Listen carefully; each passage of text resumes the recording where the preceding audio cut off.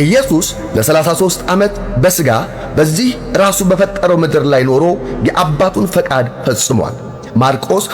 ወንጌል ምዕራፍ 1 ከቁጥር 14 እስከ 15 እንደዘገበው ዮሐንስም አልፎ ከተሰጠ በኋላ ኢየሱስ የእግዚአብሔርን መንግሥት ወንጌል እየሰበከና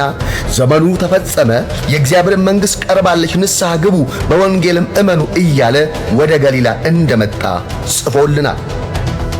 ኢየሱስ በነበረው የምድር አገልግሎት የእግዚአብሔርን መንግሥት ያስተዋወቀ፣ በጨለማ ውስጥ ላለች ምድር ብርሃን የገለጠ፣ እውነትን በፍቅር የሰበከ፣ ተስፋ ለቆረጡ ተስፋን የፈነጠቀ፣ ማጥን ከሰው ልብ አውልቆ ደስታን ያለበሰ፣ የኃጢአትን ቀንበር የከበዳቸውን ሸክማቸውን አንከባሎ ያሳረፈ፣ በተለያዩ ደዌና በሽታ የተጠቁትን የፈወሰ፣ በአጋንንት እስራት ታስረው የሚጨነቁትን ነፃ ያወጣ፣ በሰዎች ሕይወት ውስጥ በምድር ላይም ተሰምቶም ታይቶም የማያውቅ ድንቅና ተአምራትን ያደረገ፣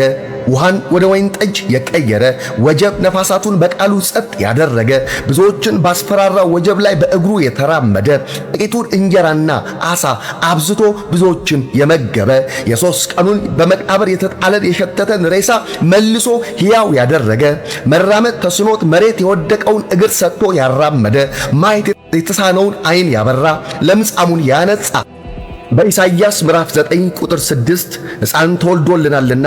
ወንድ ልጅም ተሰጥቶናልና አለቅነትም በጫንቃው ላይ ይሆናል፣ ስሙም ድንቅ መካር፣ ኃያል አምላክ፣ የዘላለም አባት፣ የሰላም አለቃ ተብሎ ይጠራል እንደተባለ የብዙዎችን አበሳ አንስቶ ዕረፍትን ለሰው ልጆች ሰጥቷል። ውስብስብ የሰዎችን እንቆቅልሽ በምክሩ ውብ አድርጓል። ኢየሱስ ንግግሩና ተግባሩ የማይለያይ እንከን አልባ በዕብራውያን 4 ቁጥር 15 ላይ የዕብራውያን ጻፊ ስለ ኢየሱስ እንደሚናገረው ከኃጢአት በቀር በነገር ሁሉ እንደኛ የተፈተነ ነው እንጂ በድካማችን ሊራራልን የማይችል ሊቀ ካህናት የለንም እንዳለው ኢየሱስ የሰዎችን ድካም የሚረዳ ለሰዎችም የሚራራ በዕብራውያን ምዕራፍ 4 ቁጥር 14 እንደተጻፈው በሰማያት ያለ የአማኞች ሁሉ ሊቀ ካህን የእግዚአብሔር ልጅ ነው።